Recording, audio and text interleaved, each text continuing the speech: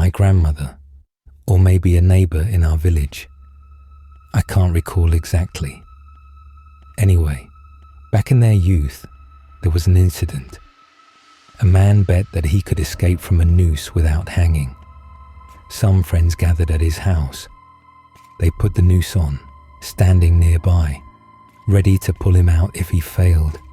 And, just as the noose tightened, a loud crash came from the windows, along with many voices from the street. The village is on fire. The men ran outside looking around. Nobody was there. And there was an eerie, complete silence. It was winter, and even the snow by the fence showed no footprints. They rushed back inside, but it was too late. They couldn't save the man. Grandmother always said that you should never joke with death. If it comes for a trickster, it will take them, no matter what. And that's exactly what happened. My father always laughed at people who believed in omens, like knocking on doors or windows, the cawing of a crow, a dog howling piercingly, or strange calls from the phone that were just static and crackling. He worked his whole life as a phone technician and explained away such noises as simple line faults. And he would always laugh when someone claimed these glitches were supernatural signs. But one night, I heard a knock on the door. 3 knocks, repeated 3 times. Out of the whole family, I was the only one awake. Fear gripped me, shaking me to the core. For some reason, I immediately felt it was a bad omen. The next morning, I asked everyone. They said they heard nothing, and my father teased me again about my fears and superstitions. But 2 weeks later, my father died in a car accident. That's how death took my jokester father. My husband was always a jokester, and he loved to tease anyone who told supernatural stories, always finding a scientific explanation. But when he went on a business trip, I was home alone for the first time. In the middle of the night, I woke to a knock on the window. At that time, we lived on the 5th floor of an apartment building. I was so scared I couldn't move. It was terrifying. In the morning, we got a call. The bus my husband was on had crashed, and he died. The night before his funeral, he appeared in my dream, apologizing for leaving so early. He appeared several more times. In dreams, he would get dressed and tell me he was going on a date. Once, he persistently called me to come with him, but I was so frightened in my dream that I could only shake my head no. Of course, I didn't go anywhere. The last time he appeared in my dream, he told me he had married and now had a new wife. I also learned from a neighbor that when you hear a knock on a window or door, you should loudly say, "Come yesterday." This is what happened to us. My grandmother always laughed at the idea that death comes and takes people. She often said, "Let it only try to appear at my doorstep, and it'll get a quick lesson." On the eve of Easter, my husband and I, along with my mother, went to visit her. We spent the entire evening baking Easter bread and finished late. Everything was checked, and we went to sleep. Around 5 in the morning, I woke up because I felt extremely cold. The house is heated with a stove, and we had kept it going all evening. I thought, it can't be this cold inside. I got up, turned on the lights, and saw that all the doors in the house were wide open. How could this be? I had personally checked and locked everything before going to bed. I woke my mother. She was shocked too. Everyone else was asleep, and no one had gone outside. Why would they? My husband doesn't smoke, and the bathroom is inside the house. Grandmother woke up, and we told her what happened. She turned pale and said, "Death came for me. Soon it will take me."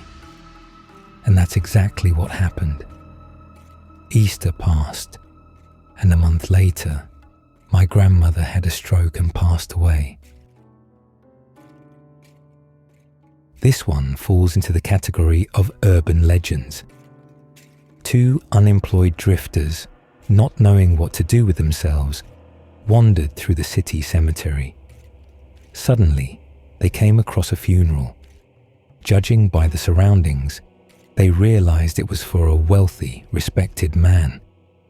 They decided that if they waited until night, they might find a way to profit. At night, they ate and drank at the grave, but thought it wasn't enough. They decided to dig up the coffin, hoping to find some treasure with the deceased. While digging, one didn't notice that his wallet fell out of his pocket, which contained a photo of his girlfriend. He only noticed the missing wallet a few days later. He didn't even consider that he could have dropped it at the cemetery until the deceased appeared to him in a dream. In the dream, the corpse danced with his girlfriend and then took her hand and led her away. And following the cruel law of the story, first the girl died, the man drank himself to death in a ditch, and his friend hanged himself. Death does not forgive jokes or disrespect. Death also does not forgive when you toy with it. As the saying goes, don't wake trouble while it's quiet. This story happened in my distant childhood in a small town in northern Alaska. There lived a regular family, mother, father, and a gifted daughter who had practiced spirit communication since she was a child. The girl was charming, an honor student, an athlete, and beautiful. Her parents were very proud. Her room was always perfectly tidy, perfection in everything. But, as I mentioned, she enjoyed talking with different spirits, and she was good at it. Her parents didn't forbid it strictly, but neither did they encourage it. They reasoned, better at home than wandering the streets. Who knows where and with whom? Her mother told friends that her daughter regularly communicated with deceased relatives and more. Then her grandfather died. The girl loved him deeply and missed him terribly after his death. But she had a chance to communicate with him. She summoned his spirit and asked, "Will my parents let me go to summer sports camp?" The girl had dreamed of this trip for years, but her parents were firm in their refusal. Grandfather's spirit replied that her parents would allow it. "Go. Neither you nor they will ever forget this trip. You will experience many emotions. Have a good journey."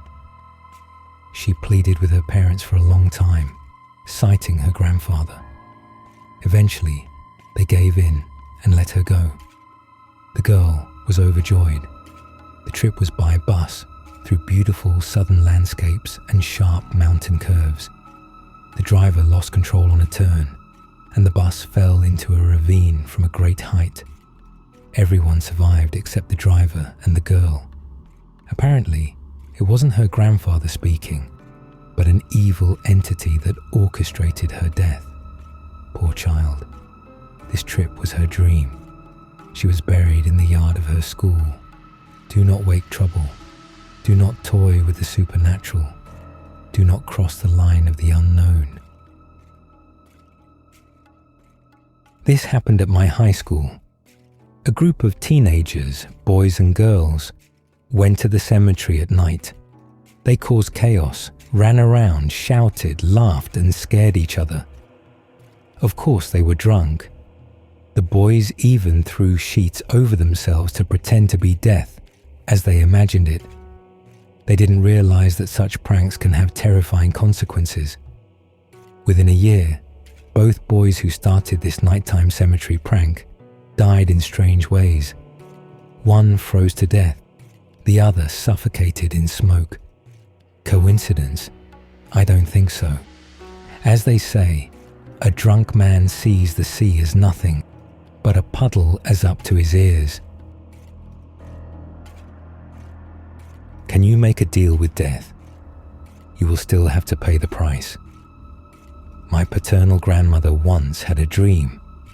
A tall figure appeared before her in a black cloak, like how death is depicted, but with a white head. Grandmother was frightened and said, "Let me live a little longer." The figure, without a word, silently left. Soon after, her son, my uncle, fell gravely ill. He received long treatment and slow recovery. Then a friend of my mother explained that in dreams, it's not death that comes in such a form, but illness, whereas death comes in white. Instead of the grandmother, her son became the target of the misfortune. If death had come for her and she asked for a delay, death would have taken someone else instead of grandmother. Perhaps her son wouldn't have just been sick, but died. You should not negotiate with death. It will take its due, no matter what, without fail.